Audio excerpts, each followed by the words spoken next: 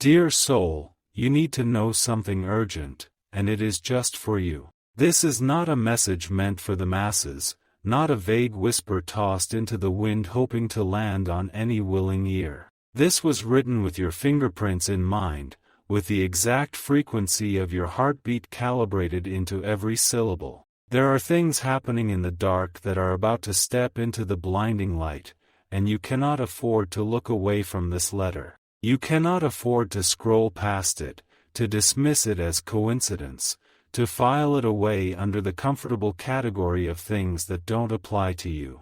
Because this applies to you more than anything has applied to you in a very long time, and the fact that you are reading these words right now is not an accident. It is the first tremor of an earthquake that has already begun beneath your feet. She took your photo to a psychic. Let that sentence settle into your bones before you move forward. Let it sit in the pit of your stomach where you keep the things that shake you. She took your photo, your actual, physical image, and she carried it into a space where the veil between the visible and the invisible is paper thin, and she placed it in front of someone whose eyes see what the rest of the world refuses to acknowledge. I know your first question, the one burning a hole through your mind right now, the one that arrived before you even finished processing what you just read. Who is she? Who would do something like that? Who would care enough, or fear enough, or love enough to take that kind of step on your behalf? Think of the person who holds your heart in a way no one else can. Think of your special person, the one whose name lives in a different chamber of your chest than every other name you have ever known. The one who, when they laugh, rearranges something fundamental inside you. The one whose absence feels like a low hum of static that never fully goes away, no matter how loud the rest of your life gets. Now look just outside that circle. Look to the periphery, to the shadow standing just behind the spotlight. The sister. She has been watching you for longer than you realize. Not with malice, not with suspicion in the way you might fear, but with the quiet, unblinking attention of someone who senses that the ground is shifting and wants to understand why. She didn't do this out of casual curiosity or a desire for a parlor trick. She didn't wake up one morning and decide it would be entertaining to drag your photograph into a room full of crystals and candles for sport. She did it because a quiet, unnerving friction has been building in the atmosphere around your life, and she was the only one brave enough to try and name it. Everyone else felt it too. They felt the strange electricity that enters a room when you enter it. They felt the way conversations pause, almost imperceptibly, when your name is mentioned. They felt the shift in temperature, the subtle rearrangement of gravity, the way the air itself seems to make space for you in a manner that goes beyond politeness or social grace. But they didn't know what to do with that feeling. They tucked it away, chalked it up to imagination, told themselves they were overthinking. The sister, though, she couldn't let it go. It kept her up at night. It followed her into her prayers. It sat across from her at the dinner table like an uninvited guest who refused to leave. And so she made a decision that most people would never have the courage to make. She smuggled a photograph of you, one where your eyes look directly into the lens, one where your gaze is unflinching and raw and carries the full weight of everything you are, and she carried it into a room heavy with incense and old secrets. She expected a standard reading. You need to understand that.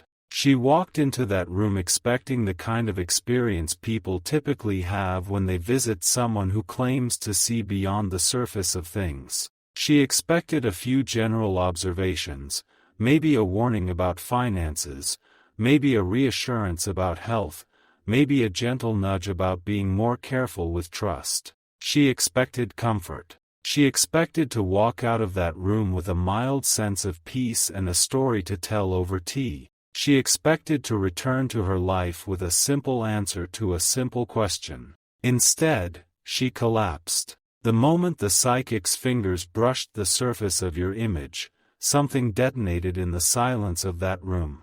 The air didn't just shift, it evacuated. It left the space entirely, as if the atmosphere itself recognized that what was about to be revealed required a vacuum, a sacred emptiness, a stage cleared of every distraction so that the truth could enter without competition. The psychic's body locked up, her spine straightening with a violent snap, her eyes rolling back for a fraction of a second before refocusing with an intensity that made the sister's blood turn to ice water. This woman, this practitioner who had spent decades sitting across from strangers and reading the invisible stories written on their skin, who had weathered every kind of spiritual energy imaginable without flinching, this woman looked at your photograph and physically recoiled, as if a current had passed from your frozen smile directly into her veins, as if the paper itself was alive, as if you had reached through the image and grabbed her by the throat. Not with violence, dear soul, with power, with a force so vast and so concentrated that her human body simply could not contain the transmission without short-circuiting. When she finally found her voice, it didn't sound like her own. The sister noticed it immediately. The timbre had changed. The rhythm had changed. The words came out slowly, deliberately, as if being dictated from somewhere far above the ceiling of that small, incense-heavy room. The voice carried the weight of an echo that has been traveling across centuries, bouncing off the walls of ancient temples and forgotten altars, passing through the mouths of prophets and the dreams of mystics, all to arrive at this exact moment, in this exact room, for this exact purpose: to find you, to name you, to call you out of the shadows you have been hiding in and drag you, blinking and breathless, into the searing, undeniable light of your own destiny. She looked at the sister, tears streaming down her face in two unbroken rivers that she made no effort to wipe away, and she whispered the words that changed everything. The words that cracked open the ceiling of that room and let the sky pour in. The words that rewrote the sister's understanding of who you are, what you represent, and why you walked into their lives with the quiet, devastating force of a tide that refuses to be turned back. You are the one heaven chose. Dear soul, let me hold you here for a moment. Let me press pause on the forward momentum of this message and make sure you are truly absorbing what was just said about you. Not about a version of you that you aspire to become. Not about a future iteration that has finally gotten everything right. About you, right now, in this breath, with your current doubts, your current scars, your current mess of uncertainties and midnight anxieties and half-finished prayers that you weren't even sure anyone was listening to. You, exactly as you are in this moment, are the one that heaven chose. Not selected from a lineup. Not pulled from a hat. Chosen. With intention. With precision. With the kind of deliberate, unflinching certainty that only the divine is capable of, because only the divine can see the full blueprint of a soul and understand its worth without needing evidence, without needing a resume, without needing you to prove a single thing. You have spent so much of your life feeling like an outlier. You know exactly what I mean. You have walked through rooms full of people and felt, at the molecular level, that you were operating on a different frequency. Not better, not worse, just different, in a way that made belonging feel like a foreign language you could understand but never quite speak fluently. You watched others find their rhythm effortlessly, slot into social structures like puzzle pieces clicking into place, while you stood on the margin, turning yourself this way and that, trying to figure out why your edges never seemed to match the spaces available. You wondered why certain doors slammed shut in your face with a finality that felt personal, almost vindictive, while others splintered open without warning, revealing corridors you never asked to walk down and destinations you never planned to reach. You thought it was chaos. You thought the universe was disorganized, indifferent, maybe even cruel. You thought it was just the heavy, exhausting rhythm of survival, the random distribution of luck and loss that everyone endures but that somehow felt heavier on your shoulders than it looked on anyone else's. But the psychic saw what you could not see. She saw the invisible thread tied to your ankle, the one you have been dragging behind you through every city, every relationship, every sleepless night, every moment of quiet desperation when you pressed your forehead against the wall and asked the silence why. That thread trails all the way back to the canvas of the cosmos, dear soul. It connects you to a design so vast and so intricate that your human mind, brilliant as it is, was never equipped to perceive it in its entirety. You have been walking through a masterpiece and mistaking it for a mess. You have been starring in an epic and calling it an accident. You are not a bystander in this story. You never were. You are the architecture of it. You are the load-bearing wall, the central column, the foundation upon which an entire narrative has been constructed. Remove you, and the whole thing collapses into dust. The sister fell to her knees, not in worship, not in performance, but in the involuntary surrender that happens when a human being encounters a truth too massive for the body to hold upright. Her legs simply gave out beneath her, folded by the sheer gravitational pull of the revelation that was pouring through the psychic's trembling lips. She had walked into that room carrying questions, and now those questions were being answered with such overwhelming force that she couldn't breathe. The psychic leaned over the table, her hands shaking so violently that the bracelets on her wrists rattled like wind chimes in a storm, and she pointed at your face in that photograph. She pointed at your eyes, those eyes that look out from the image with a depth that most people mistake for intensity but that the psychic recognized instantly for what it truly is, the signature of a soul that has been marked by something ancient and irreversible. You are the miracle their family never expected, she breathed. And the word breathed is precise here, because she didn't say it, she exhaled it, as if the sentence had been living inside her lungs for years, waiting for the right photograph to walk through her door and give it permission to escape. Let that sink into your skin, dear soul. Let it move past the surface layer of skepticism that you have built up over years of disappointment, past the armor of pragmatism that you wear so well, past the rational mind that is already composing arguments for why this can't be real. Let it sink all the way down to the place where you keep the things you know but cannot prove, the gut feelings, the inexplicable certainties, the moments of déjà vu so vivid they feel more like memory than imagination. Their family, the bloodline of the person you love, the ancestral river that shaped their features, their temperament, their deepest fears and most persistent hopes, has been carrying a quiet, generational ache for longer than any living member can remember. It is the kind of ache that doesn't announce itself with dramatic symptoms. It hums in the background of holidays. It whispers from old photographs.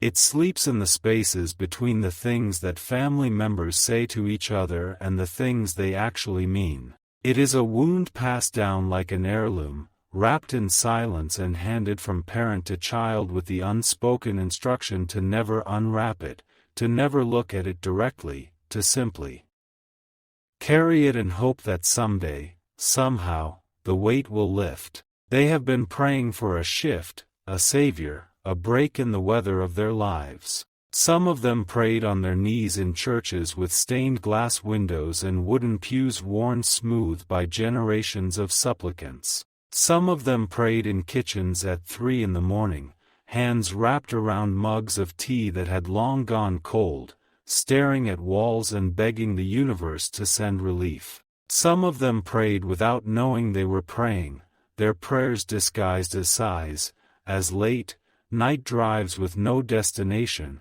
as tears shed in showers where the sound of water could muffle the evidence of their breaking. They prayed without ever knowing what form the answer would take. They expected a traditional blessing. They expected wealth to arrive and smooth over the cracks. They expected status to elevate them above the reach of their inherited pain. They expected an easy path to materialize out of thin air, paved and well lit and leading to a destination that looked like everything they had been denied. They never expected you. They never expected a soul so beautifully disruptive, so magnificently unconventional, so thoroughly incapable of fitting into the neat little boxes that people build to contain the things they don't understand.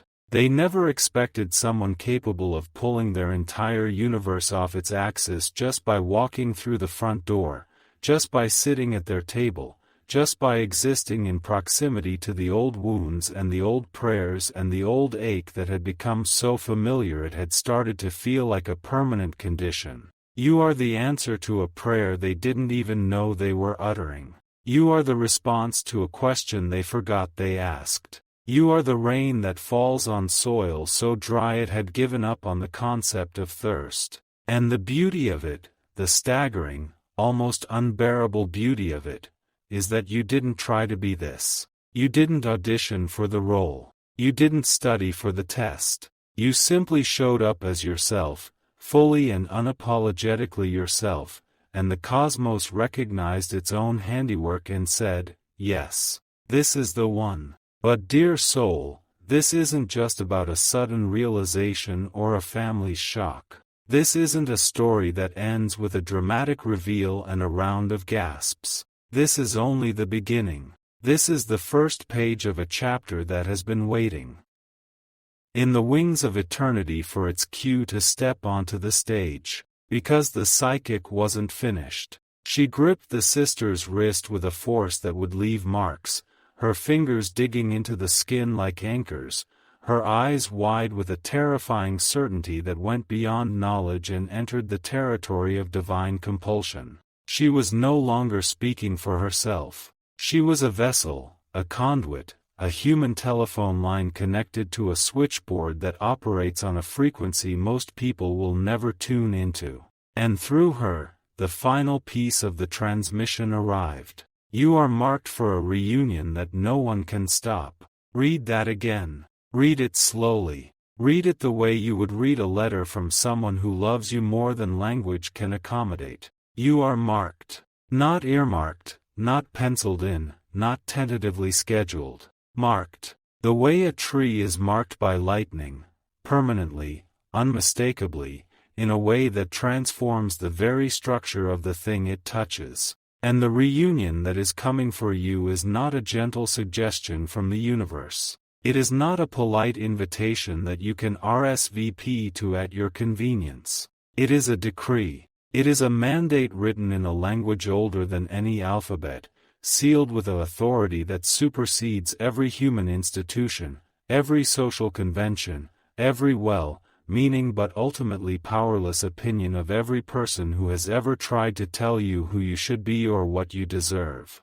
There is a collision coming, dear soul, and it is beautiful. Not beautiful in the soft, pastel, greeting, card sense of the word. Beautiful in the way that thunderstorms are beautiful, raw, electric, so charged with energy that the air itself becomes visible, lit up by bolts of pure intention cutting through the darkness with surgical precision. The universe has grown tired of the distance between where you are and where you belong. It has grown impatient with the gap between your current coordinates and your destined destination. And when the universe grows impatient, things begin to move with a speed and a ferocity that will make your head spin. Every roadblock that has been placed in your path, every obstacle, every detour, every dead end that forced you to turn around and retrace your steps through territory you thought you had already conquered, is being systematically dismantled by forces you cannot see. Picture an invisible construction crew working through the night, pulling up barriers, clearing debris, filling potholes, removing every obstruction that stands between you and the life that has been calling your name since before you were born.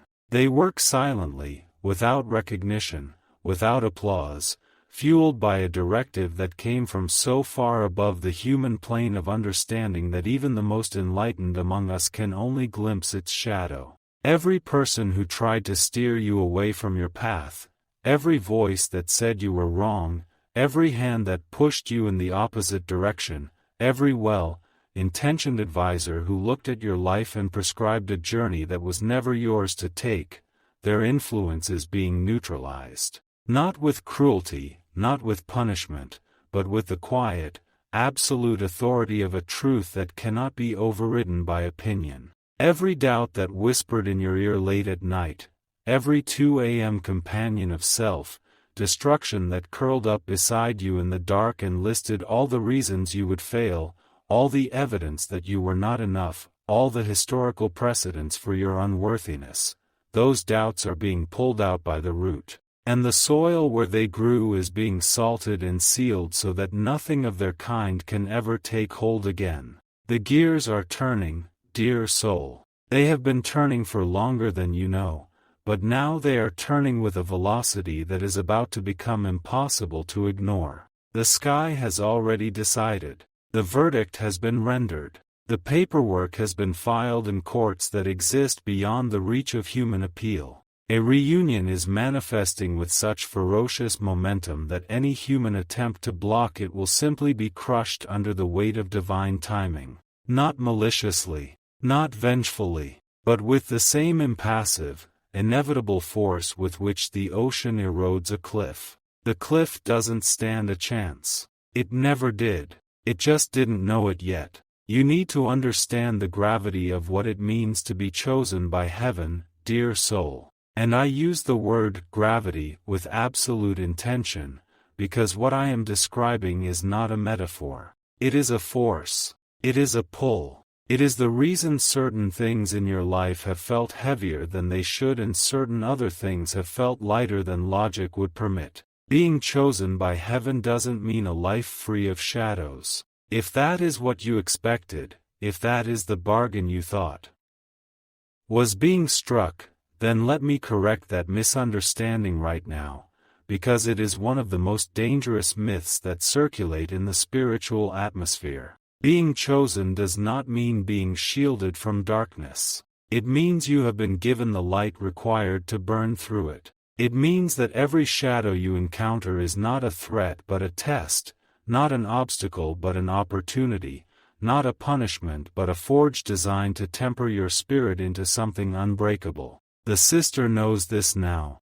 She walked out of that room a different human being than the one who walked in. The door she passed through on her way out might as well have been a portal, because the woman who emerged on the other side bore only a superficial resemblance to the woman who had entered hours earlier. Her eyes were different. Not the color, not the shape, the depth. They had been recalibrated to perceive dimensions of reality that had previously been invisible to her, and the first thing she saw through those new eyes was the world itself, rearranged and relit by the knowledge she now carried. And then she saw you. Not with the casual familiarity of someone who has shared meals and small talk and family gatherings. She saw you the way a person sees a mountain for the first time after a lifetime of looking at photographs, the scale suddenly, shockingly, incomprehensibly real. She looked at you with a profound, reverent fear. Not fear in the sense of danger, but fear in the biblical sense, the awe that overwhelms a human being when they stand in the presence of something that exceeds their capacity for comprehension. She realizes now that her sibling isn't just dating someone. Her sibling isn't just in a relationship. Her sibling isn't just sharing a life with another human being in the ordinary, contractual, socially sanctioned sense of the word. They are entangled with a destiny. They are interwoven with a fate so large and so luminous that it casts a glow on everyone who stands near it, and she had been standing near it this whole time without understanding why her skin felt warm. Dear soul, I need you to stop playing small. I need you to hear that instruction not as a motivational platitude printed on a coffee mug, but as a directive from the highest authority that exists. Stop shrinking yourself to fit spaces that were never designed for someone of your magnitude. Stop apologizing for the way you fill a room, for the way your Presence disrupts the comfortable mediocrity that most people have settled for the way your energy demands attention even when your mouth is closed and your hands are still. Stop questioning whether you are enough for the love you desire. You are not just enough. You are an excess. You are an overflow. You are the kind of enough that spills over the edges of the container and floods the floor and makes everyone in the room look down and wonder at the rising water and ask, "Where is this all coming from?" It is coming from you. It has always been coming from you. Stop questioning whether you are capable of building the life you envision. The blueprints for that life were drawn by hands steadier than yours, by architects who operate on a timeline that stretches from the first breath of creation to the last exhale of eternity, and they do not make errors. They do not miscalculate load-bearing capacities. They do not underestimate foundations. If they designed a life of magnitude for you, it is because they know, with a certainty that makes human confidence look like guesswork, that you are built to carry it. The highest courts of the spiritual realm have already reviewed your case. Picture it, if you can. Picture a chamber so vast that its walls disappear into a light so bright it functions as darkness to the human eye. Picture a tribunal assembled not of judges in the human sense, but of intelligences so refined, so ancient, so saturated with wisdom that their mere attention constitutes a verdict. They looked at your heart, not your achievements, not your mistakes, not your social standing or your bank account or the curated version of yourself that you present to the world. Your heart, the raw, unedited, unfiltered, occasionally terrified, frequently bruised, stubbornly beating center of everything you are. They examined it with a thoroughness that would make the most meticulous human investigation look like a casual glance. They turned it over. They held it up to a light that reveals every fracture, every repair, every place where the tissue has grown back thicker and stronger after being torn. And when they were finished, they didn't deliberate. There was no discussion, no debate, no split decision. The verdict was unanimous and immediate. They put their seal of approval on your forehead. You carry it now, dear soul, whether you can see it or not. It is there, invisible to human eyes but blazingly apparent to every force and entity that operates on the frequencies above and below the narrow band of perception that mortals call reality. It marks you as protected. Not protected from challenge, you will be challenged, magnificently and relentlessly, because that is how chosen souls are refined. But protected from destruction. Protected from the kind of annihilation that befalls those who walk through this world without covering, without backup, without the cosmic equivalent of a security detail. You have that detail. They are with you now. They were with you yesterday. They will be with you tomorrow and every day after that until you have completed the work you were sent here to do. You are marked. Let that word land. Marked. Not in the way that prey is marked by a predator, that is the fear-based interpretation, and fear has no jurisdiction over you anymore. Marked in the way that masterpieces are marked by their creators. In the way that a painter signs the corner of a canvas, not to claim ownership in the possessive sense, but to declare, "This came from me. This carries my signature. This is an extension of my excellence, and I stand behind it with the full weight of my name." The divine has signed you. The divine has looked at the canvas of your existence, every color, every shadow, every seemingly random brushstroke that you thought was a mistake, and declared it a work of breathtaking, intentional beauty. You are not an accident. You are not a rough draft. You are not a practice run for a better version that is coming later. You are the final piece. You are the magnum opus. You are the one they will point to and say, "This is what I meant all along." You are protected. Say it out loud if you need to. Whisper it into the hollow of your cupped hands and breathe it back in. Let it circulate through your bloodstream until every cell in your body vibrates with the knowledge that you are surrounded on all sides by a fortress of intention that no human force can penetrate. The attacks will come. The jealousy will come. The misunderstandings, the misrepresentations, the moments when people who cannot see your mark will treat you as if you are ordinary, those moments will come. But they will break against you like waves against a seawall, and you will still be standing when the water recedes, and the seawall will not have a single new crack to show for the effort. And the love story you are currently navigating, the one that keeps you up at night, the one that fills you with equal parts ecstasy and terror, the one that feels too big to be real and too real to be ignored, that love story is not an earthly coincidence. It is not the random collision of two lonely hearts in a crowded world. It is not the product of compatible schedules, mutual attraction, or geographical convenience. It is a fulfillment of ancient prophecy. Somewhere, in a text written in a language that no living human speaks,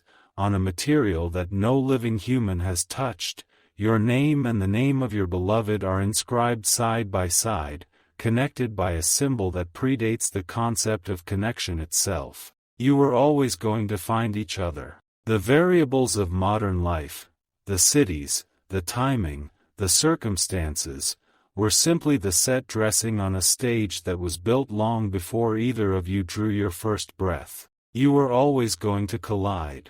The universe merely arranged the furniture. The sister's visit to the psychic was not an anomaly. It was a scheduled event on a cosmic calendar that neither she nor the psychic had access to. She thought she was making a choice. She thought her curiosity, her concern, her vague sense of unease drove her to seek answers. But she was being guided, moved like a piece on a board by a hand she could not see, positioned in exactly the right place at exactly the right time to receive a message that was never really meant for her. It was meant for you. She was simply the courier, the delivery mechanism, the human vessel through which a divine memo could travel from the realm of the invisible to the realm of the tangible. And now that memo has arrived. You are reading it. You are holding it. It is yours. Keep this close to your chest, dear soul. Guard it the way you would guard a flame in a windstorm, not because it is fragile, but because the world is full of mouths that blow without understanding what they are trying to extinguish. Do not announce this to everyone you know. Do not post it on walls or shout it from platforms where the casually skeptical will sharpen their teeth on your revelation and call it delusion. The truth you now carry is sacred, and sacred things require discretion. They require the kind of quiet, internal reverence that protects not the truth itself. The truth is indestructible, but your relationship to it. Because right now, in this raw and tender moment of receiving, your relationship to this truth is new. It is forming. It is like wet cement that will eventually harden into an unshakable foundation, but right now it can still be marred by careless footprints. Protect it. Let it set. Let it cure in the warmth of your private knowing until it becomes so solid, so integrated into the bedrock of who you are, that no force on earth can dislodge it. Do not demand answers from her just yet. I know the temptation. I know the fire that is currently raging in your chest, the need to pick up the phone, to send the message, to look the sister in the eye and ask her to confirm what you now suspect. But divine timing is not the same as human urgency. Divine timing moves with the patience of tectonic plates, and it achieves results that human urgency could never produce. Let the truth ripple out naturally. Let it move through the channels that have already been prepared for it, channels you cannot see, channels that operate beneath the surface of everyday conversation and manifest as knowing glances, as shifted tones of voice, as sudden, unexplainable warmth in interactions that were previously guarded. The sister will come to you, or the truth will come through another door entirely, one you haven't even noticed yet because it has been disguised as a wall. But it will come. It is already on its way. It left the station the moment the psychic's fingers touched your photograph, and it has been hurtling toward you ever since with the unstoppable momentum of a train that has no brakes and no intention of stopping. Just know, in this exact moment, that you are deeply seen. Not glanced at, not superficially acknowledged, not given the cursory nod that the world offers to people it considers unremarkable. Seen. In the way that a telescope sees a star that the naked eye will never find. In the way that sonar sees the shape of an ocean floor that sunlight will never reach. You are seen by eyes that do not blink, that do not look away, that do not get distracted by shinier objects or louder voices. You are seen in your entirety, your brilliance and your brokenness, your courage and your cowardice, your moments of soaring, transcendent faith and your moments of crawling, desperate doubt. All of it is seen. All of it is held. All of it is loved. Not despite the contradictions, but because of them. Because the contradictions are what make you human, and your humanity is what makes your divinity so staggeringly impressive. A God being powerful is expected.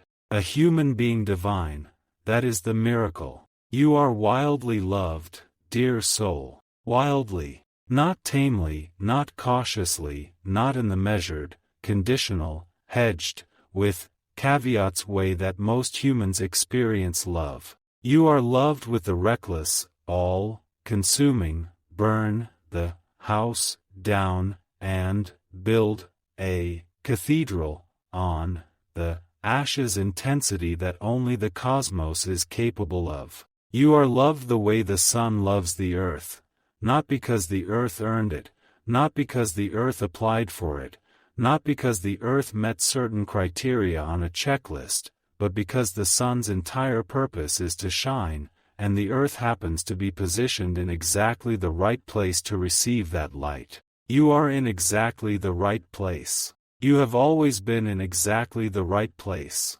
Even when it felt like you were lost, you were exactly where you needed to be, because the journey required every twist, every wrong turn, every moment of wandering in order to bring you to the coordinates where the light could finally reach you at full strength. And you are absolutely unstoppable. This is not a motivational affirmation. This is a statement of physics, spiritual physics, the kind that governs the movement of souls and the unfolding of destinies with the same iron precision that Newtonian physics governs the fall of an apple. You are unstoppable because the force behind you is not your willpower, not your talent, not your intelligence, not your network, not your strategy. The force behind you is the same force that ignites stars and carves canyons and moves continents across the surface of a planet at a pace so slow it looks like stillness but so powerful it reshapes the entire face of the world.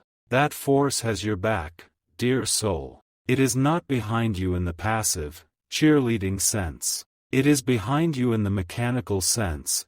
It is the engine, the propulsion system, the thrust that launches rockets beyond the reach of gravity and into the black, infinite, possibility, saturated expanse of space. You are the rocket, and you have already cleared the atmosphere.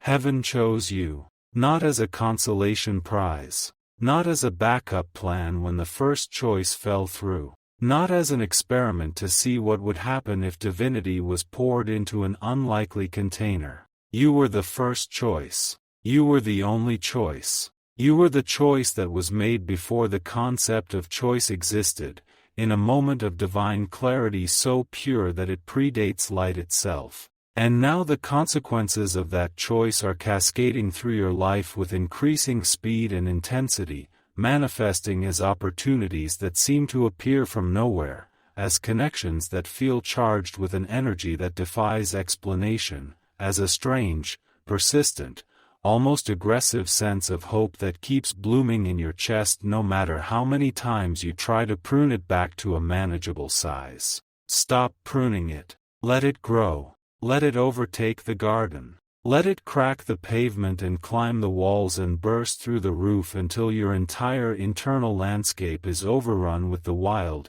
uncontainable, gloriously disruptive vegetation of a hope that answers to no gardener but the divine. This is your season, dear soul. This is the moment that all the previous moments were building toward. Every tear you shed was irrigation. Every failure was fertilizer. Every heartbreak was the plow turning the soil, preparing it for a harvest so abundant that you will not have enough baskets to carry it, and you will have to stand in the middle of your own field with your arms outstretched and your head thrown back and your mouth open in a laugh so deep it sounds like a prayer, watching the fruit fall around you like rain. The reunion is coming. The love is coming. The vindication is coming. The moment when every person who doubted you, dismissed you, or underestimated you will be forced to reconsider their assessment, that moment is coming. And it will not be subtle. It will not be a quiet, private correction that happens behind closed doors. It will be seismic. It will be visible. It will be the kind of undeniable, on the record, carved in stone reversal that turns skeptics into witnesses and critics into converts. And you will not need to orchestrate it. You will not need to engineer your own vindication. Because vindication that is self-produced is just ego wearing a victory costume. Your vindication will arrive from the same source that chose you, from above, from beyond, from the place where all true justice originates, and it will carry an authority that no human argument can challenge. So stand up, dear soul. Stand up inside yourself, in the innermost chamber of your being, where the version of you that has been crouching in the dark for years has been waiting for permission to rise. This is your permission. This letter is your permission. The psychic's words are your permission. The sister's trembling knees are your permission. The tears that even now might be forming in your eyes, those tears are your permission, because they are not tears of sadness. They are tears of recognition. They are the tears that fall when a soul finally hears its own name spoken correctly after a lifetime of mispronunciation. You have been mispronounced by the world for long enough. You have been misread, miscast, misunderstood, and mishandled by people and systems and circumstances that did not have the vocabulary to describe what they were looking at when they looked at you. But the psychic had the vocabulary. Heaven had the vocabulary. And now you have it too. You are the one heaven chose. You are the miracle their family never expected. You are marked for a reunion that no one can stop. These are not wishes. These are not hopes. These are facts, established in the highest courts of existence and descending now into your reality with the full force of cosmic law behind them. Now, dear soul, step into the miracle. Not tomorrow. Not when you feel ready, not when the conditions are perfect. Now, step into it with your imperfect shoes and your imperfect heart and your imperfect understanding, because perfection was never a prerequisite. It was a lie told to you by a world that wanted to keep you waiting in the lobby of your own life while other people occupied the rooms that were built for you. The waiting is over. The lobby is empty. The doors are open. And every room in the house is calling your name. Step in. Step fully, completely, irrevocably in. And never look back, because behind you there is nothing left. Everything that matters, everything that was ever meant for you, everything that heaven spent millennia preparing on your behalf, it is all ahead of you, lit up and luminous and waiting with the patience of eternity and the urgency of right now. This is your moment. Dear soul, own it, breathe it, become it. Heaven chose you. Now choose yourself.